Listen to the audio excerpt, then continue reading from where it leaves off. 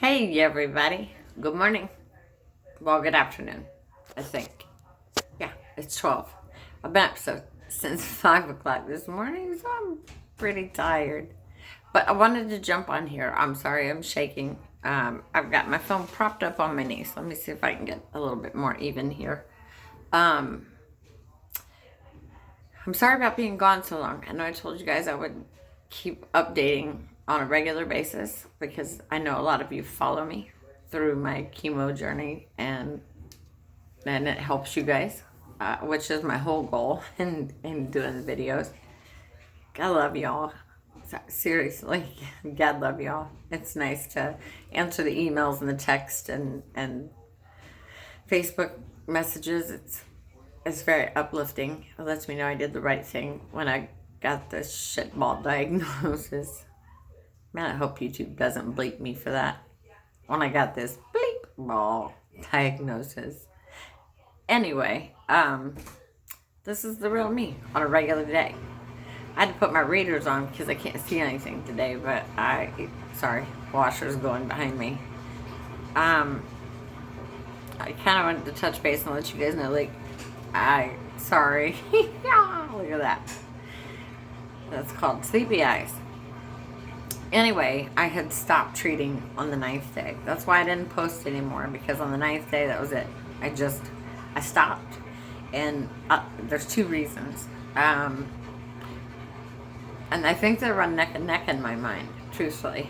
And I know it sounds bad, but one of the reasons is the people who are around me. I was really worried about them because what I was going through seemed to affect them really bad. So I felt like it was just too much for them both to handle. So I stopped. The second reason was my insurance that I used to pay $150 copay for had sent me, the first bill was $55,628. The second bill was $7,900 and something. And I was floored. I was absolutely floored. Unfortunately, and I'm sure a lot of you guys know this, because I'm pretty sure I've talked about my lupus before. I was diagnosed with lupus at 27, and it's been hell. My kids have gone through hell with me, with it, because of the pain, the exhaustion, the fatigue. Oh my God, all the different medicines that they try. This last appointment that I had with my family doctor, they had pulled a team of specialists in, and I mean everybody.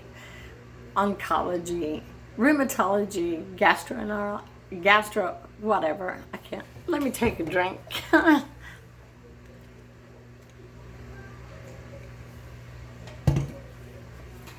Getting a little too emotional and holding it in, so bear with me. But like gastroenterology, I want to say phlebotomy. I think they had phlebotomy in there. Pain management, quite a few. There were quite a few people in there, and ultimately, here's how the conversation went. You don't have lupus, right? You guys have been treating me for lupus since I was 27. From 19 until 27, it took them years to find out that it was lupus, because it's a disease that is very hard to pin down, because the symptoms imitate so many other diseases, so they had to rule other things out. And from the point of 27 on, I had been taking medications for lupus, and it had done very well for me when I flared up. The few times I was in the hospital, they treated it with anti-malaria drugs, and it worked. So I was like, wait, what? And but my blood work's telling me, and you, that it is lupus. And she's like, well, we're going to give you these two medications for lupus. And I said, wait a minute, you just told me you didn't have lupus. And she said, no, you definitely have lupus. Yeah. Welcome to Indiana.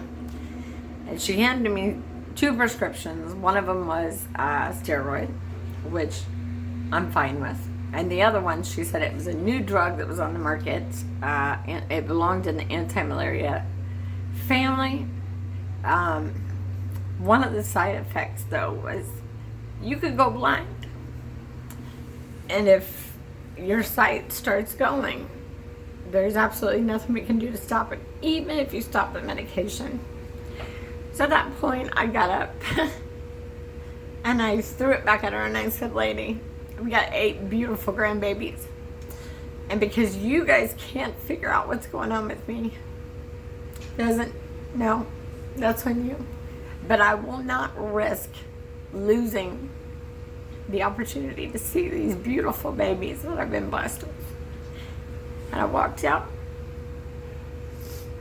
Give me a second, please. And we're back. Sorry about that. I'm getting a little too emotional. Anyway, so there's a whole team of doctors. Long story short, there's a whole team of doctors. There's like 7 to 9 of them. My elbow keeps rolling off my knee. I'm sorry I keep moving so much. There's a whole team that are trying to figure out what the hell's going on with my body. Being 44 years old, they run so many panels, things I've never heard of before that are scary, very scary.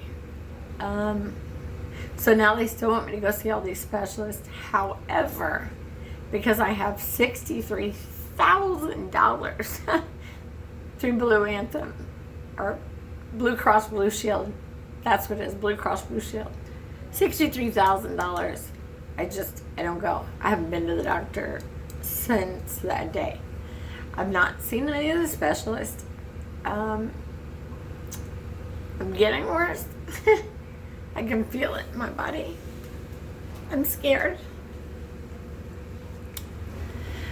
Now my family's scared for me. My friends are scared for me, but I haven't told anybody the real truth, which is I live in this body and I know something's terribly wrong. I know there is. And I want to go to these doctors and find out what in the hell it is. Lord have mercy, I'm sorry. Anyway, this is all about my cancer. Let me get back to that. Pause. Okay, so obviously this is a heart-to-heart video. I'm coming to you guys literally looking like I just rolled out of bed because I just rolled out of bed 7 hours ago. I haven't had the energy to do anything. However, let me get back to the main point. I stopped at 9 days.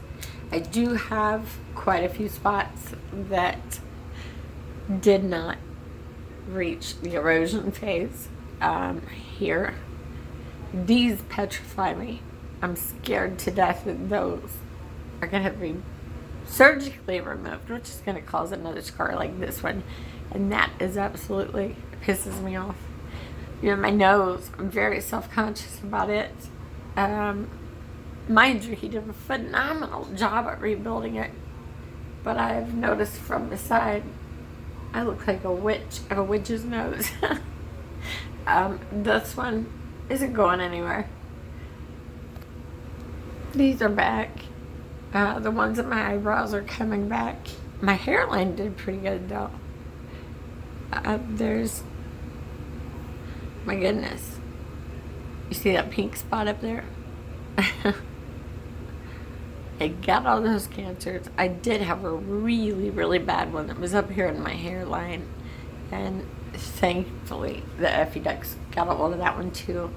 But I did just treat a circle around my face. I didn't want to go any lower, like on my neck.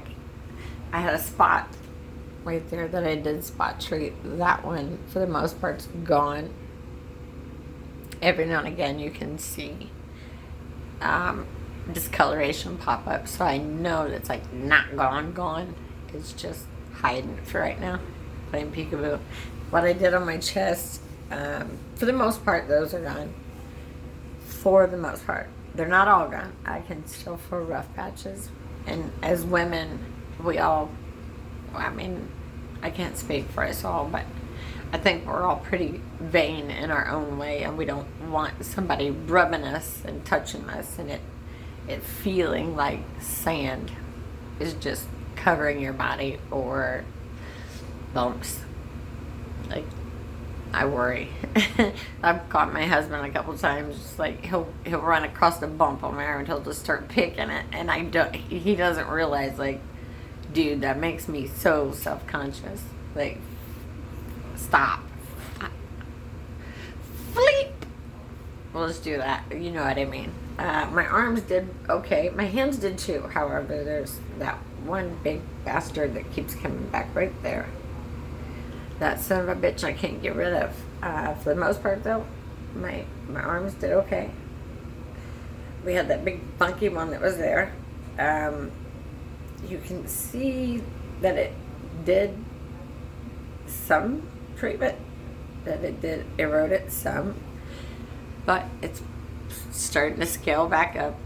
I know from experience, if you get them removed or they're removed and grow back in the same spot, that's not good news. I don't know if it's considered not good news when it doesn't, when they grow back on your hands. I don't know. Hell, who knows? Yeah. So I stopped at 9 days because I was worried about the people in my world and the toll it was taking on them. And then I was absolutely worried about that $63,000 bill. So hi, I'm Tina. I'm glad you guys are there for me. I'm sorry I haven't been here since the 9th day. I'll try to keep some things going.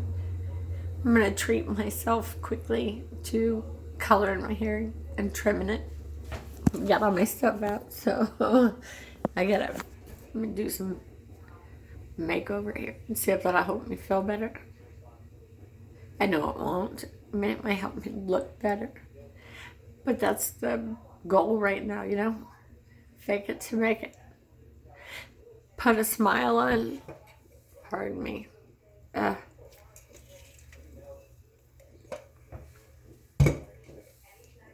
matter how many times I brush my teeth today, got this. I'm in Indiana, so I have this cold. So whatever's in my nose keeps filling my mouth up. It sounds absolutely gross, but it's like a film. It's disgusting. Anyway, that's where I stand right now. I miss all you guys. I'll be here. Once I figure out how to get the pictures that I took all the way up to day 9 into a video on the phone, that I will post those so you guys can see, you know, how I changed from day to day, how I changed from treatment to treatment. Because some days, the second treatment would kick my butt compared to the first one. Because I did the EFUDEX twice a day, morning and bedtime.